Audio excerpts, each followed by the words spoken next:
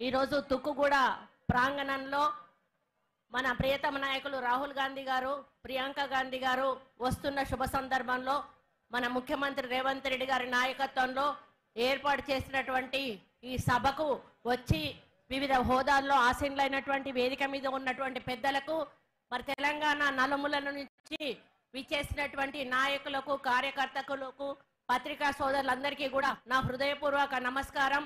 మన తెలంగాణ మేనిఫెస్టో ఈ ప్రాంతం నుంచి ప్రవేశపెట్టి మరి మీ అందరి ఆశీస్సులతో 6 గ్యారంటీల మీద నమ్మకంతో టిఆర్ఎస్ ప్రభుత్వం మీద ఉన్నటువంటి అపనమ్మకంతో కాంగ్రెస్ పార్టీని అధికారంలోకి తీసుకొచ్చిన విషయాన్ని ఈ సందర్భంగా గుర్తు చేస్తా ఉన్నాను.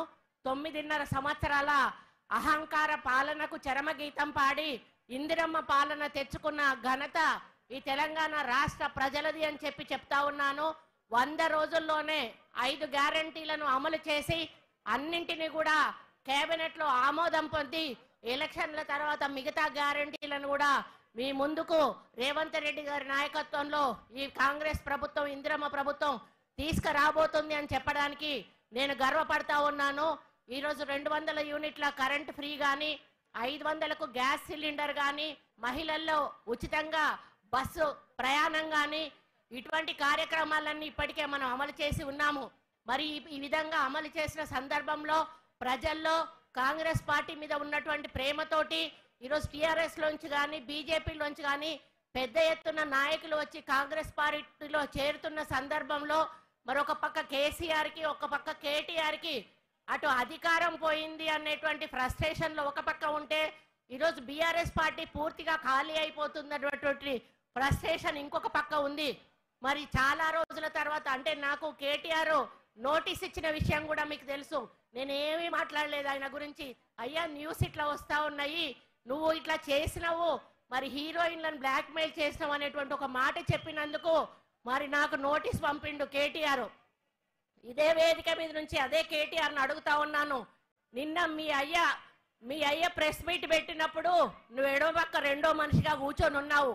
నీ అయ్య ఎటువంటి మాటలు మాట్లాడిండో ఒక్కసారి నువ్వు నీ చెవులతో విన్నావా అని అడుగుతా ఉన్నా. కుక్కల కొడుకులారా అని తిడితే ఎవరు తిడతా ఉన్నావు కేసీఆర్ అని చెప్పి నేను అడుగుతా ఉన్నాను. తెలంగాణ మహిళలను తిడుతున్నావా? కొడుకులు అంటే, కుక్కల కొడుకులు అంటే ఆడవాళ్ళందరినీ కూడా కుక్కలు అని తిడుతున్నావా అని చెప్పి ఈ సందర్భంగా నేను అడుగుతా ఉన్నాను. అటువంటి చెప్పనలవిగా అన్నటువంటి బూతులు తిట్టి ఈరోజు నీ అయ్య నీ పక్కనున్నాడు, మరి ఆయన మీద ఏం కేసు పెట్టాలి అని చెప్పి నేను అడుగుతా ఉన్నాను. ఆయనను బహిరంగంగా ఉరి తీసినా కూడా ఆయన మాట్లాడిన మాటలకు క్షమాపణ లేదు అని చెప్పి సందర్భంగా విజ్ఞప్తి చేస్తా ఉన్నాను. కాబట్టి ఇక్కడ ఉన్న సోదరులందరికీ ఒక్కటే విజ్ఞప్తి చేస్తా ఉన్నాను, నేనేం మాట్లాడకుండానే నాకు నోటీస్ ఇచ్చింది. కేసీఆర్ మాట్లాడిన మాటలకు మీరెంతమంది నోటీస్ పంపగలుగుతారో అంతమంది కూడా నోటీస్ పంపాలని చెప్పి సందర్భంగా ఆదేశిస్తా ఉన్నాను.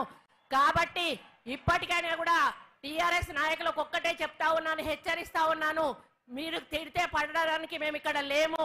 మేము ప్రజల విశ్వాసంతో అధికారంలోకి వచ్చి ఇక్కడ కూర్చున్నాము.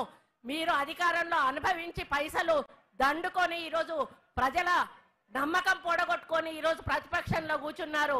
మేము అధికారంలో కూర్చుని ప్రజా సంక్షేమం కోసం పనిచేస్తా ఉన్నాము. మమ్మల్ని ఇక మీద ఒక్క మాట మాట్లాడినా కూడా మర్యాదగా ఉండదు అని చెప్పి ఆ చవటలకు, ఆ దద్దమ్మలకు, ఆ టిఆర్ఎస్ నాయకులు అందరూ కూడా చేతగాని వాళ్ళందరినీ కూడా హెచ్చరిస్తూ అందరూ నోరు దగ్గర పెట్టుకోండి, లేకపోతే భవిష్యత్తులో ప్రజలు మీకు తప్పకుండా గుణపాఠం ఇప్పటికే చెప్పారు. రేపు ఎంపీ ఎన్నికల్లో కూడా గుణపాఠం చెప్పబోతున్నారు అనే విషయాన్ని ఈ సందర్భంగా విజ్ఞప్తి చేస్తూ మనమందరం కూడా కాంగ్రెస్ పార్టీ గెలుపు కోసం కృషి చేసి 15 ఎంపీ స్థానాలను గెలిపించి సోనియా గాంధీ గారికి, రాహుల్ గాంధీ గారికి, ప్రియాంక గాంధీ గారికి బహుమతిగా ఇవ్వాలని కోరుకుంటూ మీ అందరికీ నమస్కారం తెలియజేస్తూ సెలవు తీసుకుంటా ఉన్నాను. జై కాంగ్రెస్.